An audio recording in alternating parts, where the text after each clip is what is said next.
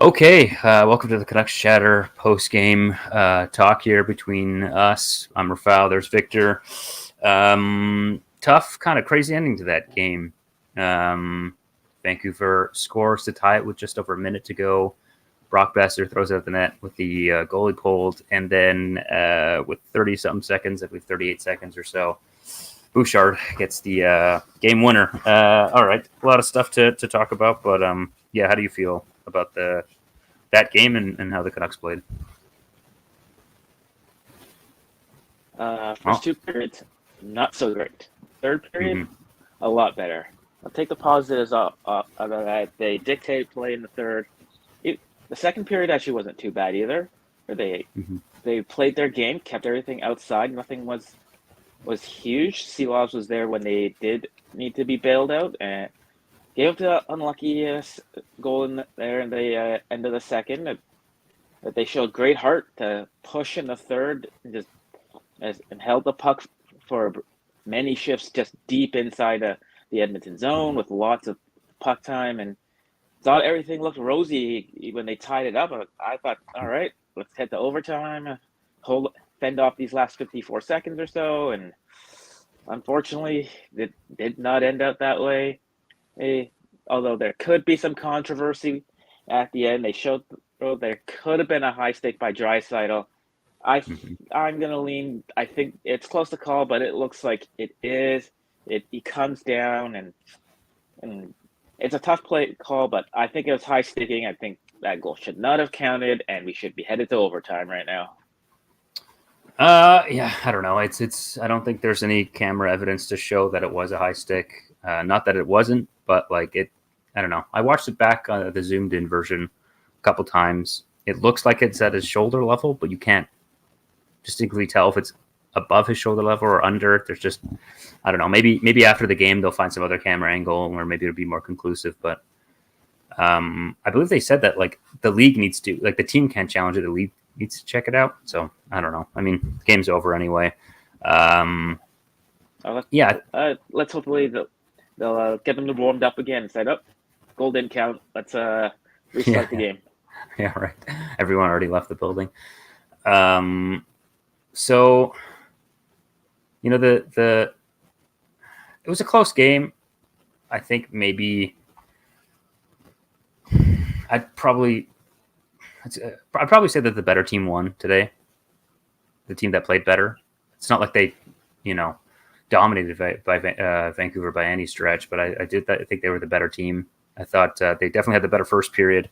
I thought Vancouver showed some signs that they started to wake up in that second period. They started to get some offense, some cycles in the Edmonton zone, and then eventually Olsen makes a hit, doesn't realize what's about to transpire behind him, and then 2-on-1 and a great shot by Nugent Hopkins. I think I'm wondering what's going through Seelov's head there, because you got McDavid right there, and maybe you're expecting a pass, but at the end of the day, that's a perfect shot that goes off the post and in. So what can you do? Yeah, there's very little he could do. He's got to pay attention to McDavid. McDavid might not always score, but he still has that pinpoint shot. Seelovs was probably the only one who showed up from minute one to the end. He was outstanding, and Kid has ice water in his veins, to use the old cliche. Nothing seems to affect him. Despite what Draisaitl said, forcing someone to hit the post is still good goaltending to me. Yeah. I love when there's like a player in the media like talking like that, because you see Zadorov one side and then Draisaitl the other. It's for me, it's entertaining. It's I do think the difference in just a complainer. Yeah, that's what. So I think one of the big things that I can see different in this game as opposed to the first three is that Edmonton's goaltending did not allow a weak goal. Yeah, that's honestly the biggest takeaway for me. Yeah, credit Pickard, he did the job. He didn't let in any softies, but Vancouver didn't make it hard for him until late in till the third, when they started putting traffic in front of him. They weren't really taking many shots. begrudgingly give the Edmonton defense credit. They took a book out of Nashville's playbook and just got in front of all the shots. Yeah, this was by far Edmonton's best defensive game that they've played in this series. They still kind of run around in their own zone at times, especially when you have like CC, Desharnais, and Nurse out there. But at least this time, they kept Vancouver to the outside as opposed to just scrambling and giving up a great chance. And then when there was a chance, they blocked the shot. The stats were close, right? 30 shots for Edmonton, 21 to Vancouver. At times, it was quite more lopsided until Vancouver started made that big push in the third. Edmonton's power play, again, it's just humming at a 50% rate. It's like, boy, I watch every other playoff game, and when you watch Edmonton's power play out there, it is just it's just like I feel like the power play, there's a full 2 minutes of them just having chances and cycling it around. It feels like it's longer than 2 minutes. Canucks did a great job on that first power play. They got it, cleared it out, defended, cleared it out, and I'm like, how is this not 2 minutes? And then they score, right? How is there still time? Do they slow the clock down when they have the power play? It's so weird that it takes forever.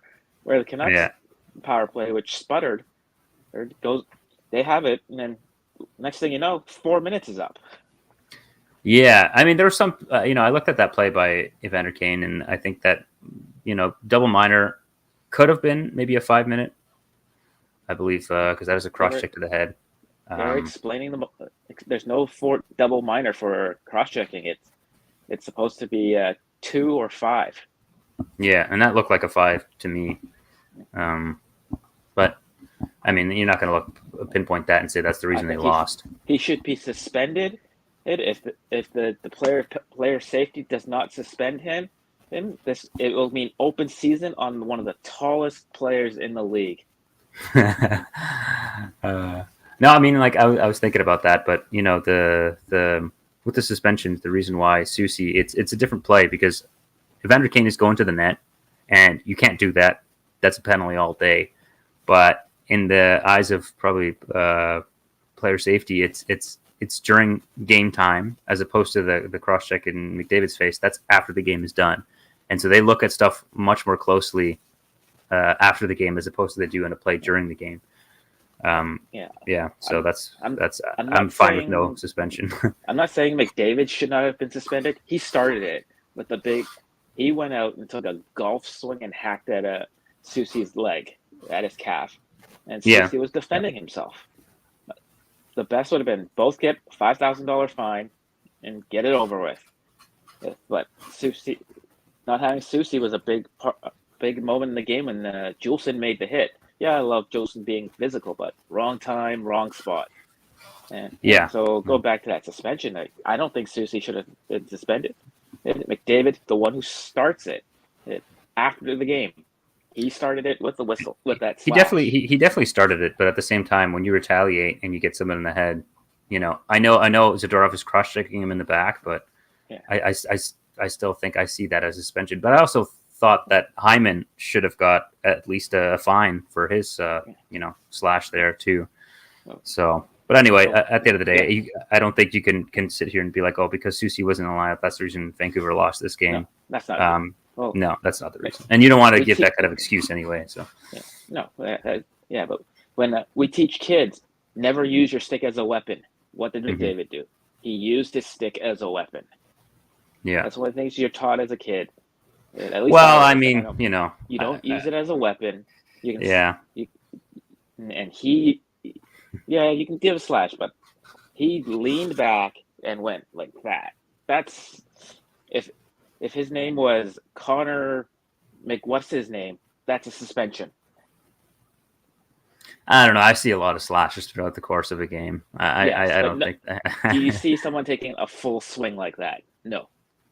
In the playoffs, oh yeah, I think you see it. I think you see it a lot. Then I see regular the season cross check all the time and no penalty. I don't know. We can agree to disagree, but that was, I think that's last game. With this game, Vancouver only took 2 penalties, Edmonton took 3. Vancouver, there was just a 4 minute which they created 0 chances.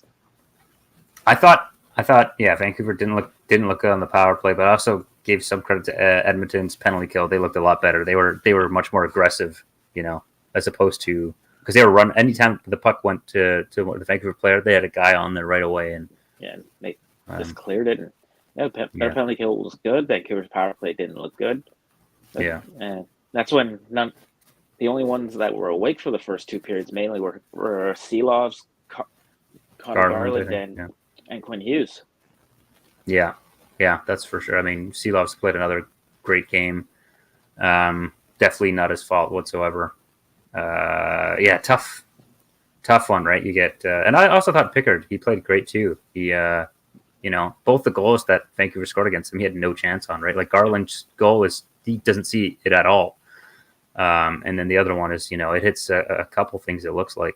I think the Garland one, wasn't that also went off a skate, right? I believe. I don't recall them saying anything about that. I know Joshua was in front. Lindholm was in front. Nurse was in front. The second one was for sure off a skate. Yeah. Looked like, I don't know who ended up getting credit for the goal. Yeah, because it looked like it did go off Joshua's leg. Right. Yeah, it's Joshua was credited with the goal. And then you're looking like you said, this is going to go to overtime, right? All right, we got a minute and a half here left to kill this off, and let's see what happens in overtime. But another shift there by when Draisaitl's out there and McDavid is, man, it's the ice is so tilted, and then when they come off, it's just completely different.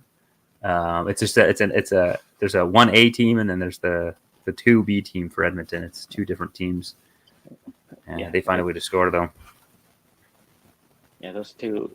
McDavid's just unfair. I'm going to give a lot of credit to McDavid. He just opens up space for so much, and with Draisaitl being good as he is, and with his skill level, he go in NHL video game stats. He probably goes from an 88 to a 98 because of having a McDavid right beside him.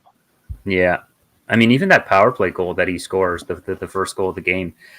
It's hard because McDavid's just skating to the middle of the ice, and 3 Canucks defenders start to cheat towards him. And guess who I blame on that one?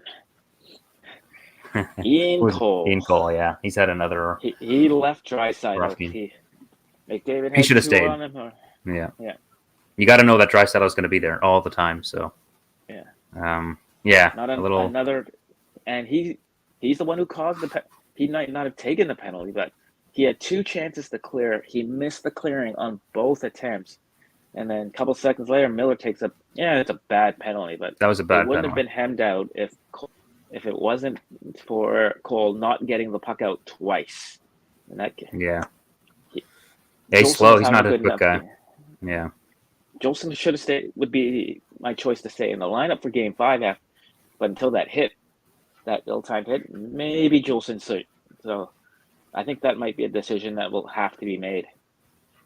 Yeah, that'll be a coach's decision. I mean, it's one way you can look at. Yeah, it's not ours, of course. Yeah, I'm not getting paid that money to make those decisions. But yeah, I guess it's kind of tough, right? Because you're like, okay, well, maybe Cole hasn't had a great series. You take him out, but he does have that experience in the playoffs, especially when you start going Game 5, 6, and possibly 7 or wherever it's headed. So it's hard, but he's had a rough series, that's for sure. He's looked very good for Edmonton. Like the game winner in Game 2, I don't think any forward in the league could have done it any better. Perfect, boxed out his defender, had his stick down, redirects it into the back of the net. And he had a lot of rough moments again today. Mm-hmm. Yeah, he has not looked this bad all year. Yeah, well, I think sometimes when your weaknesses really start to show in the playoffs because there's no space and there's so much more pressure, right? Like you have a lot more time and space in the regular season to make that play out of the zone. That space and time closes up in the playoffs. So if you can't make a quick play under pressure, you're really gonna get exposed during the playoffs. And he just look a little slow and not needed to clear those. Yeah, JT Miller's penalty. Wasn't a good one because he pinned up Draisaitl up against the boards. There's nothing wrong with that because Draisaitl isn't moving. That's fine. Draisaitl was holding his stick, which no issues there. It's just two guys battling. Yeah, it's two guys battling, and there's no penalty there. But the penalty happens as soon as Draisaitl starts to try to skate, and then Miller stays there and stops him, and that's an interference. It was a high stick that they called, and it is a little bit of ticky-tack call because Miller was trying to release his stick from Draisaitl holding it, but you still can't. He put himself in that position to begin with. Yeah, I think that's a penalty. That's on him. And normally you hope your team can kill it off, but against an Edmonton power play, that's a tough. Putting your team in a really tough spot. Over 90 seconds of that power play, and then yeah, but they just need one chance, And so yeah, Ian Cole should have been in position. Yeah. I thought the second period, Vancouver started to play well. They were outshot in the first, second, and then the third. They both each had 8 shots. I thought Edmonton played better defensively. Goaltender didn't give up a bad goal. They stood in front of the net and made sure Pickard didn't have to make as many saves. I like the lanes. They didn't cheat to start getting up ice. Mm-hmm. Nurse still looked like he was defending very poorly. There was a play, I don't know if you remember, I think it was in the second, where the puck went around, behind the net, the Vancouver net, and Nurse had a chance, and Seelows was looking the other way to cascade it out in front and try to get it on net, and maybe you can catch the goalie kind of looking the other way. And he was just so slow coming around the net and didn't make a play for a while, and then I think he just shot it into the goalie. I was like, what is happening here? He's playing on he had a slow motion play and missed too. Yeah. Oh man. As an Edmonton fan, I it's got to be rough watching that guy make $9.5 million and skating out there making plays like that. It's that's a tough one. Nurse, Hughes, and Heiskin all signed in the same year. They're to long-term extensions. Guess who makes the most out of those 3? Yeah, Tarno, Nurse. And it's not Heiskanen and Hughes. Yeah, that's great. He's nowhere near in the conversation as those 2 defenders at all. And that's what's handcuffing Edmonton in terms of their defensive core. But I am so glad he makes $9.2 million. Is it 9.2? Yeah, something like that. Bad contract. And there's a play I think it was midway through the third, where Myers had it, and he had Cole wide open, and Cole is a beaver tap in the ice trying to get the puck, and Myers just looked them off. I don't know if he was not trusting Cole to make the play either. Maybe. And then Myers just skated it into the zone himself. Yeah. I mean, Cole is not really known as a shooter or scorer at all, so I don't know.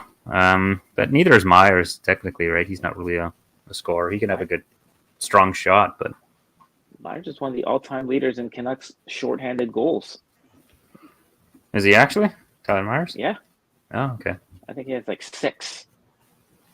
Yeah. Well, right up there. I think he's second in defenseman to Matthias Oland. Okay. He's still not known as a scorer. No. So if that's Hughes or Zadorov, then maybe you're finding that open chance for a shot. What did you think of the other lines? I think Pettersson still isn't. I don't know. He's not playing poor. He's not playing bad by any means, but he's not a difference maker. No. So that's kind of getting alarming. It's been quite a long. Not getting much help from his wingers either. They have that's true. 4 goals in 40 games between his wingers tonight. Yeah, the last 40 games. But still, look. I mean, I guess his contract starts next year, right? The 11 point. At that number, you got to drive a line. You can't point at your line mates and be like, I'm not playing well because of them. It's on you, right? As soon as you sign that kind of contract. That garbage can who played with Mario back in junior still available. With who? That garbage can. Mark Bergman said he played between Mario and a garbage can. The garbage can got 100 points. Whenever that garbage can's available to help out Petey. Yeah. But yeah, I think he's still having a tough go. He's not really impacted the game too much. When with guys like Garland or Joshua and Miller for some games have really. He had a shift with Garland today. It was after Carlson had taken the offensive zone penalty. I think of the next shift that he had. It ended up being Garland, Mikheyev, and Pettersson, and they had double shifted Garland deservedly because he was the best Canuck on the ice at that time. Yeah, he had a lot of Shulovs or Hughes. Yeah. Hughes looked. He looks good every game. Just avoided a big hit there towards the end of the game. I don't know who was coming after him. The series gets interesting now. Goes back to Vancouver. Series tied at 2, and now it gets next game's pretty big. Whoever wins game 5 takes a 3-2 series lead and has a chance to knock off and go on to the conference finals. So big game next one in Vancouver. I forget the statistics. I've checked it before. But the team that wins game 5, the percentage of the time that they win the series, I think it's like almost 70%. It's very high. Big. Yeah, it's very high. So that's you can't always look at the 2011 Stanley Cup Finals doesn't count. Yeah, exactly. I wonder what the stats are too when you're up 2-0 in a series as well. Yes, you know what? When I look at that, I know there's statistics, but for me, it's like I don't even look at the statistics and what normally happens because it's you never know what could happen in the playoffs. Unless you're down 3-0, then I feel like you're pretty much out because the statistics there are like just so crazy that Carolina has not given up. They haven't. And look, if they find a way to win the next game, all the pressure is just totally on New York Rangers. And maybe we can start getting into those series now. Because if the Carolina Hurricanes find a way to win another game, it's the pressure's all on the Rangers, and they'll because if they can't pull it out, then they're going to be labeled as the biggest choke job in recent memory. What do you think? What do you think is going to happen in that series? That would not be too good looking for the Rangers, and that's how they were looking super dynamite earlier, or just seems to have disappeared. But also Carolina definitely has found their sea legs after they're not having the toughest matchup in the first round against the Islanders. It took them 4 games to get into it, but they're starting to play a lot better, and they do have a little bit of momentum. Yeah. They're playing well. Like even the games that they lost, I thought they played pretty well. It's just Shesterkin, right? Like they've been out shooting the Rangers every game, and then Shesterkin's making all these, great saves, and they're finally sort of finding ways to score. Is kind of what the big difference is. They're getting that extra goal or two, and they're keeping the puck out of their net. And because the only goal that the Rangers scored last game was from Trouba, their defenseman, right on a 2-on-1. So that'll be interesting to see. I don't think they don't play till when's their next game? I think it's Thursday, I believe. Is it Wednesday or Thursday? Yeah, so we'll see what happens. I think it's Thursday for that Carolina series. Boston, meanwhile, won today. So they're trying to make a comeback. 3-2 series lead in Florida. What do you think is going to happen? Another I think interference. Now they're even, right? They both had one each way, so now I think this Florida had a case, but again, I don't think they made the wrong call. I don't know if it's the right call either, but spade for a spade. Exactly. Yeah, you don't feel too bad just because you know what happened last game. So it's one on each side now, so you can kind of put that part that to rest. Nichushkin, I don't know. I think you heard right. He's suspended for 6 months. That's first and foremost, I hope he gets exactly. That's the most important thing for him to get the help he needs, and hopefully he can get supported by the NHL. Weird system, like it's almost like you have an addiction, and then it gets bad, and then you're punished even more. So I hope he can find a way. But for the Colorado Avalanche, there's no way else but to say that's a huge blow to your number one goal scorer in the playoffs. I think the misses 9 goals for sure, and uphill battle, and there could be some major injuries to Dallas, to Upe Hintz and Chris Tanev. Right. Huge too. Yeah, because considering Hintz is probably your number 2 center or number 1, depends on which line you want to put him on. And Tanev's been Chris Tanev, solid as a rock and playing his game. Yeah, that's been such a tough series too. Like whatever team makes it to the conference finals, they're definitely gonna be banged up. I mean, I know every team gets banged up in the playoffs, but certain series really take a toll more so than other ones. Like this Vancouver Edmonton one, it's definitely physical as well, but it's not there's not as many big injuries as opposed to some other series. Like Marchand obviously got that big hit from Bennett. There's a punch there, but Bennett in an interview said that he wasn't trying to punch him. I don't know if you could give him the benefit of that with his track record.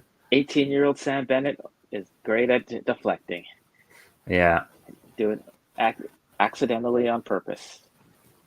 I don't know if you saw it today too, but Paul Maurice, I mean, he's been known to go on some big rants. He was going at it towards his team on the bench. Last time I remember that was last season when the Florida Panthers were facing the Maple Leafs, and Toronto was just totally outplaying them. And he, during a challenge for a goal, he just ripped into his team. And I haven't seen that since then. Paul Maurice. He's I like Paul Maurice though. I like his. I like him as a coach. The fact that most people think he's won a Stanley Cup with Carolina. He was not the coach. No, wasn't it? It was the coach? Peter Laviolette. Peter Laviolette, right? No, the coach of the Rangers. Yeah. He's a good coach, though. I think Maurice is a great coach. But back to our game, I want to thank your double. He came in with a couple comments, and I did not thank you for saying the second goal did go off Joshua. Thanks for clarifying that. That's what it looked like, but we didn't get the final results here while we're on. Yeah, second goal, and first one definitely caught this for me, and I think double is a Oilers fan saying that it was a little slash. I don't know if there's such when you wind up is being a little slash. Yeah, I don't know if that's a little slash. It's definitely it's a two-hander, but there were slashes all around. So yeah, I'm not saying McDavid should have been suspended. He shouldn't, because that would be ridiculous if he got suspended. No, you're not going to suspend that in the playoffs. There should have been a fine. Sushi should have been fined. There should have been no suspension. Not that Susie not being there cost them the win. No, no. It's the principle of cross check to the head. Give both players a $5,000 fine, and maybe the Canucks will just get Luongo's recapture penalty against the cap again this year, or something. I still think that's. I think the 1 game suspension. I'm fine with it. I can see that being a suspension. It's Trouba didn't get anything for his violent elbow trying to kill Netchkash. Yeah, that's if that makes contact, that's Trouba's out for the year. The series, at least probably the series and the parts of the regular season. I don't know, because they definitely look at the playoff games differently. So he'd be gone probably the rest of the series, but I don't know how long it would be because they value the playoff games pretty. I mean, that would have hit that's a finisher in WWE. Yeah, that's a going all out, leaving you. Yeah, full speed, leaving your feet, chicken winning that elbow. That was definitely a suspendable. Yeah. Thanks for your comment. Thanks for watching Double. If you're still watching, thumbs up to you. Even though I think you might be an Oilers fan. We'll take them. We'll take anybody. We'll take anybody. I'll take any fan in here. The Oilers hatred, at least for me, is big. It'll always be. I believe in the rivalry. Oh, it's great. I mean, I was just when you go on Twitter and you just scroll through, it's not even the fans going back and forth. It's the media members, and that's when you know it's Oilers fans and players never complain about the refs. They never. Only Canucks fans and players do. I've never seen Oilers fans. No one has. You have to give them credit. The Oilers, McDavid and Draisaitl and the fans, never going after it. Oh, it's funny because I'm kind of more. I know you're a huge Canucks fan. I'm a little more neutral watching the series. And I gotta say, there's blame on both sides. There's Canucks fans with terrible takes. There's Edmonton Oilers fans with terrible takes. It's a both. There's no, because you'll hear There are back like, some oh, Canucks Canucks fans fans who's would never really do this, bad. or yeah, No, they Canucks saw fans it. are bad too. Don't get me wrong. Yeah, oh yeah, it's both ways. It's both ways, Yeah, but it's entertaining, for me anyway. yeah. I But I like know making how it fun of is. Oilers fans, and Yeah, at least on my timeline, my my fellow Canucks friends are retweeting the bad takes of the Oilers fans. I'm sure there are neutral, good Oilers fans as well. oh yeah. They'll There's always good ones. retweeting. Yeah, at least in my timeline, we spend our people I know they're spending a lot less time in Oilers mentions than the Oilers are coming into Vancouver mentions. Yeah, it's just it's fun, you always the loudest fan with the biggest take. Yeah, You're always gonna see that tweet instead of the more level-headed guys. Those are yeah. not as, I guess, I'll be the entertaining for first to his say friends. Canucks fans and players we do complain a lot. Oh yeah, Give I could. get I'll give credit to the Oilers fans and players. They don't complain about the refs ever. Yeah. That fan base just See, will you're a not, true and fan. You players gotta get that in there too. they will not complain about the fans, and they will tell you they don't complain about the refs. I think some media In fact, members were saying that they too. might even tell you they won't complain about the refs while complaining about the refs. Okay. All right. Anything else you want to discuss about the game or any other series? Do you have three? What are your three stars for tonight's game? For tonight's game, let me pull up who. I mean, I feel like Seelows did great. I think who got the game winner, Bouchard. You start with yours. Give me a sec to think about mine. Yeah, I'm gonna go stock with McDavid and Draisaitl. They were there all game as usual, and Shelovs was outstanding. He kept the team in it. He made that big save off Hyman late in the third, that pad stack on the power play. He kept the team in it to give me a chance to even get to overtime. So those are my three. Yeah, I can. I think I've definitely put Draisaitl as one of mine. He had a goal in this. He had a goal, the first goal, power play goal, and he also had the assist to get the pass to Bouchard for him to take the shot. That'd be one of my stars. Seelovs as well. I thought he played a great game. I mean, 3 goals, but Edmonton could have scored more than 3 goals. I think they had chances. And the last one's probably a toss-up, but watching the eye test kind of makes me lean to McDavid. He only ends up, I think, with one assist. But when you watch him, it doesn't seem like that. He's all over the ice. So those would probably be my 3. I mean, there's some honorable mentions for Vancouver, but those are the guys I'd probably say were the most notable. Honorable mention would have been Pickard and Connor Garland. Yeah. Garland he was the best Canucks forward by far. I thought Connor Garland was. Yeah. Can't justify having 2 Canucks as my 3 stars. So. No, especially in the loss, right? And if they had dominated, possibly, but they didn't. Yeah. As good as Garland was, he wasn't as good as Shelovs. Like Quinn Hughes played a good game, but Shelovs was the only one worthy of a star, at least in my opinion. Yeah, no, I definitely agree on that. I thought he gave him a chance to win. He made a bunch of saves, like all the goals. What is it? Draisaitl, one-timer. Gets a piece of it. Nugent Hopkins, perfect shot at the post. The last one he screened. Like it's What are you gonna do, right? And shout out to Oilers fans for Pickard, because I said they should put him in. You can't go any worse. And I think that's the difference in this game for Edmonton anyway. I miss Stuart Skinner already. Bring him back. I want Stuart. You and all Canucks fans. In. Yeah. Yeah, I like it when the Edmonton goalies have a 700 save percentage. Yeah, oh man, that is the worst. By the way, I don't know if we said it last post game stream, but that is the worst save percentage in the modern era in the playoffs. Way worse than Mike Smith or even Jack Campbell. So, yeah, you think it's really bad. It's bad. It's bad. So let's keep it that way. Let's bring back Yeah, Bring I him don't think back. we're going to be Give seeing. him a I chance to don't think we're prove going to be himself seeing. again. No, Yeah, I you think gotta that'd be let him such a prove mistake. himself. You're paying him all that money. It'd be great to see him back in between the pipes, take the 1 day break, and get back to that 700, 785, whatever save percentage it is. As a Canucks fan, I would love to see that.